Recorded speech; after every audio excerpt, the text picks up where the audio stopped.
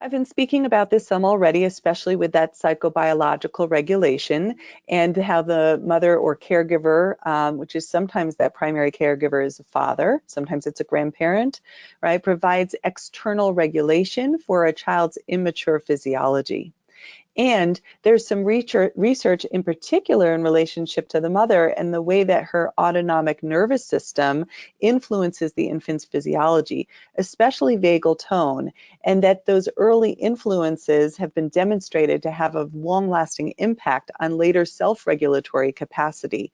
And the vagal tone of the mother and how that is shaping the cortisol levels or the vagal tone, the autonomic nervous system of the infant, also has a long-lasting measured impact over time. So we've used this term already, but let's come back to it, attunement.